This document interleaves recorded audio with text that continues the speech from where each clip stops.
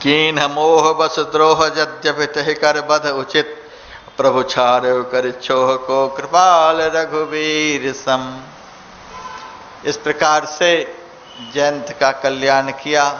अब भगवान सीता जी से कहते, सीते चित्रकूट में रह रहा हूं, जनकपुर वासियों को भी पता चल गया है कि भगवान वहीं रहते हैं, अयोध्या वासियों को भी पता चल गया है कि भगवान चित्रकूट में ही रहते हैं, समस्त नगर शहर के लोगों को पता चल गया है। 12 साल हो गए यहाँ रहते रहते, सबको मेरे रहने का पता चल गया, निवास स्थान का पता चल गया। 10, 20, 50 लोग तो रोज आ ही रहे हैं।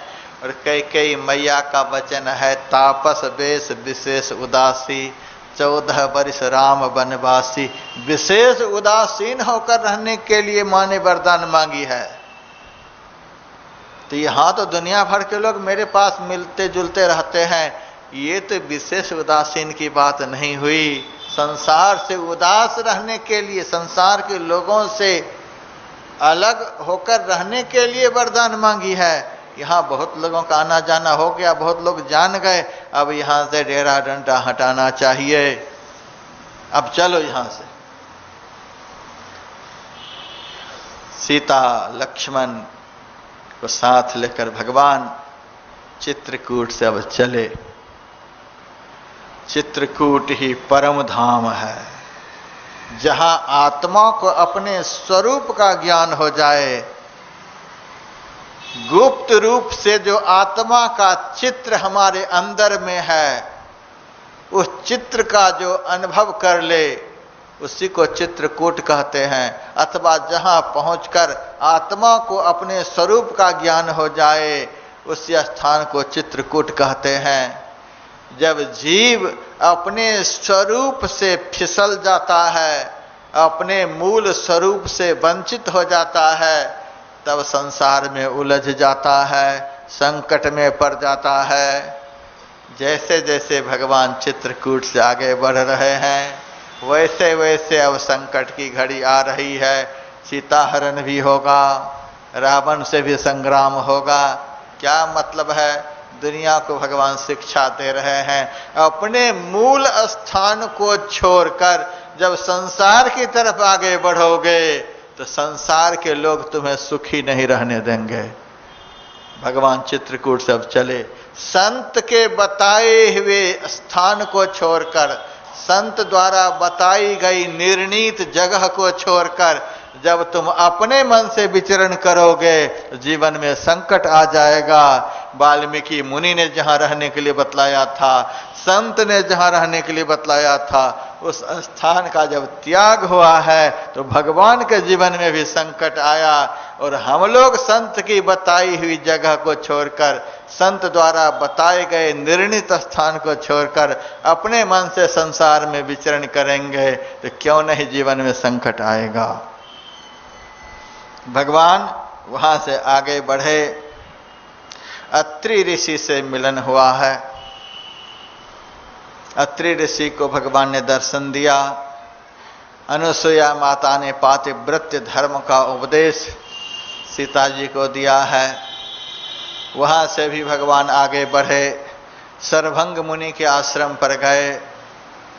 सरभंग ऋषि ने देखा कि भगवान हमारी कुटिया में आए हैं, बड़े खुश हुए। कुश की आसनी पर तीनों को कुटिया में बिठाए हैं, कंदमूल फल लाकर समर्पित किए हैं। हाथ जोड़कर कहते हैं, जात रहे बिरंच के धामा, सुनऊ श्रवण बन हहि रामा।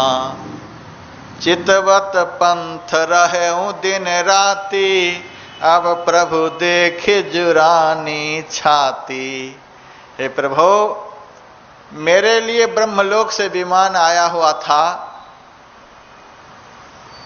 मैं जाने ही वाला था ब्रह्मलोक। उसी वक्त देवराज इंद्र यहाँ पर आए थे। उन्होंने कहा था, त्रेता युग के तीसरे चरण में भगवान श्री राम तुम्हारी कुटिया में पधारेंगे। उसी क्षण मैंने विमान के पार्षद को हाथ जोड़ लिया हमारे स्वामी हमारी कुटिया में पधारने वाले हैं, मैं अब ब्रह्मलोक नहीं जाऊंगा, तू विमान लेकर के चला जा। त्रेता युग के प्रथम चरण में देवराज इंद्र ने कहा था तुम्हारी कुटिया में तीसरे चरण में राम आएंगे। लाखों वर्ष के बाद राम आएंगे कुटिया में, फिर भी अपने इष्ट से इतना प्रेम कि ब्रह्मलोक को छोड़ दिया। तभी से चितवत पंथ रहूं दिन राति, दिन रात में रास्ता को ही देखते रहता था, भगवान आ रहे हैं, भगवान आ रहे हैं, भगवान आ रहे हैं। इतनी प्रतीक्षा होने पर राम का दर्शन होता है। हम लोग प्लेटफार्म पर साधारण ट्रेन की प्रतीक्षा में 8-10 घंटे बिता लेते हैं, एयरपोर्ट पर साधारण फ्लाइट की प्रतीक्षा में घंटों बिता लेते हैं, बस स्टैंड पर बस की प्रतीक्षा में घंटों बिता लेते हैं, लेकिन भगवान के दर्शन की प्रतीक्षा में 2-4 घंटे भी नहीं बिता पाते। 1 घंटा में आकुल व्याकुल होकर के उठ जाते हैं, लगता 1 कल्प बैठे हुए हैं। लाखों वर्ष की प्रतीक्षा की भावना जिनके दिल में हो, वे राम के दर्शन की बात करे। इतनी बड़ी प्रतीक्षा होनी चाहिए जीवन में। चितवत पंथ रहो दिन राति। लाखों वर्ष से महाराज हम रास्ते की तरफ देख रहा था, राम आ रहे हैं, राम आ रहे हैं, राम आ रहे हैं। हिम्मत नहीं हारे महाराज कि नहीं आएंगे। देवता का वचन है, असत्य नहीं हो सकता है। नहीं आएंगे, यह हिम्मत नहीं हारे। दृढ़ विश्वास था कि राम आएंगे। देखता रहा। अब आपका दर्शन हुआ। दर्शन होते ही महाराज लाखों वर्ष से जो आंख जल गई थी प्रतीक्षा में, हृदय जल गया था प्रतीक्षा में, अब हृदय शीतल हो गया। लाखों लाख वर्ष की प्रतीक्षा से जो मैं व्यथित हो गया था, वह व्यथा एक क्षण के दर्शन से समाप्त हो गया। अब प्रभु देख जुरानी छाती। महाराज यह जो आपने आकर के दर्शन दिया, ये कोई खुशामद की बात नहीं। यह तो आपने अपना काम किया है। निज पन राख्यो जन मन चोरा। आपकी यही प्रतिज्ञा है कि जो मेरा भजन करेगा उसको मेरा दर्शन होगा। आप अपनी प्रतिज्ञा के अनुरूप आकर के मुझे दर्शन दिया है, इसमें क्या खुशामद की बात है? क्या आपने बहुत बड़ी बात कर दी? आपका जो अवतार का कारण था वह काम आकर के आपने किया है। भगवान ने कहा अब तो दर्शन हो गया, अब मैं यहां से जा रहा हूं। सरभंग ऋषि ने कहा प्रभु लाखों वर्ष तक मैंने आपके लिए प्रतीक्षा की और आप 1 मिनट में जा रहा हूं। अब आप मेरी प्रतीक्षा करोगे, अब मैं यहां बैठता हूं। अच्छा कब तक बैठे रहोगे? बहुत थोड़ी देर महाराज।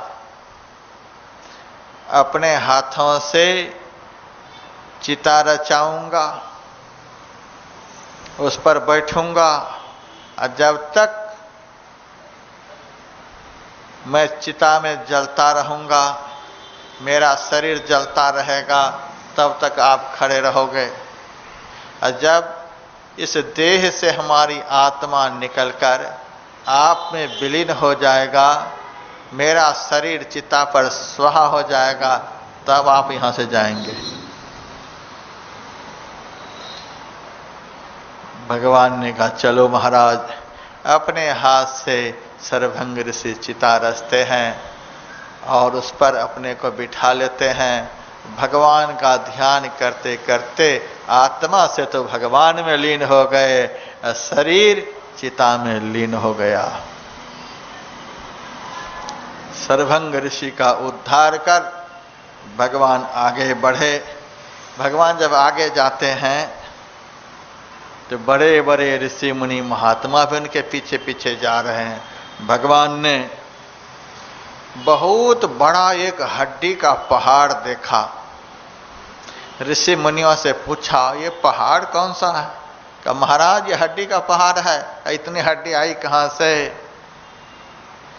ऋषि मुनि महात्माओं ने कहा, निश्चर निकर सकल मुनि खाए। राक्षसों के समूह यहां आ करके जंगल में आपका भजन करने वाले ऋषि मुनियों को खा खा कर हड्डी का पहाड़ लगा दिया है। हे भगवान, मेरे भक्तों की हड्डी का ये पहाड़ है। उसी क्षण भगवान को बड़ी व्यथा हुई और दोनों भुजाओं को उठाकर भगवान ने प्रतिज्ञा की है, निश्चरहीन करो मही भुज उठाय पनकीन, सकल मुनिन के आश्रमनी जाय जाय सुखदीन। संपूर्ण पृथ्वी को मैं राक्षसों से रहित कर दूंगा। संकल्प लिया भगवान और सारे ऋषि मुनि महात्माओं के यहां जा जा करके दर्शन दिया। भगवान आगे बढ़े। रास्ते में एक बड़े विलक्षण महात्मा मिले। उनका नाम था सुतीक्ष्ण जी महाराज। उनको किसी के द्वारा सूचना मिली कि भगवान तुम्हारी कुटिया में आ रहे हैं। सुतीक्ष्ण जी अब मन ही मन सोचते हैं, भगवान आ रहे हैं तो उनकी अगवानी के लिए हमें जाना चाहिए। बहुत बड़े अतिथि आ रहे हैं, देखना चाहिए किधर से भगवान आ रहे हैं। अब मन में हुआ, भगवान तो भगवान ही ठहरे, वे किधर से आ जाएं पता नहीं। मैं पूरब की तरफ जाऊं और पश्चिम की तरफ से भगवान आ गए तो अगवानी तो हुई नहीं। उत्तर की तरफ जाऊं, दक्षिण की तरफ से भगवान आ जाएं तब क्या करेंगे? ऐसा करता हूं कि बीच चौराहे पर बैठ जाता हूं। किसी भी दिशा से आएंगे तो भगवान तो यहां आएंगे ही।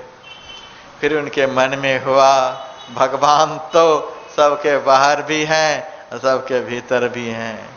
है तो स्वामी सबके भीतर, लेकिन लखा न जाता है। भगवान तो सबके अंदर भी हैं, और यदि अंदर से ही प्रकट हो गए तो कैसे अगवानी करेंगे? सबसे बढ़िया है कि आंख ही बंद कर लो। देखेंगे तो पूरा पश्चिम उत्तर दक्षिण सब दिशाएं दिखलाई देंगी। किधर से आ जाएंगे पता नहीं। आंख बंद कर लेंगे तो अंदर का रास्ता तो एक है और बाहर का रास्ता अनेक है। तो बाहर देखने वाला कभी भगवान को नहीं देख पाएगा, क्योंकि बहुत रास्ता है बाहर में। समस्त इंद्रियों के लिए विषय के सारे बाजार हैं, अंदर का एक ही रास्ता है। वेदाहमेतम पुरखम महांतम आदित्य वर्णं तमसः परस्तात् तमे विदित्वा मृत्युमेति नान्यः पंथा विद्यते नाय। न अन्य पंथा। अंधकार से प्रकाश में, विष से अमृत में, असत से सत में, पिंड से ब्रह्मांड में पहुंचा देने वाला न अन्य पंथा, दूसरा कोई रास्ता नहीं। एक ही रास्ता है, वह अंदर में है। इसलिए आंख बंद कर लो। महाराज आंख को बंद कर लिए। जैसे आंख बंद किए, भगवान श्री राम लक्ष्मण सीता जी के साथ पेड़ की ओर से देख रहे हैं। सीता लक्ष्मण को बतला रहे, देखो महात्मा के अंदर कितना प्रेम है। कभी पूरब जाते, कभी पश्चिम, कभी उत्तर, कभी दक्षिण। मेरे दर्शन के लिए कितने व्याकुल हो गए हैं। ऐसे को दर्शन नहीं देंगे तो किसको दर्शन देंगे? भाग रहे इधर से उधर, उधर से उधर। अब बैठ गए चौराहे पर, आंख को बंद कर ध्यान करने लग गए। उसी क्षण भगवान हृदय में प्रकट हो गए।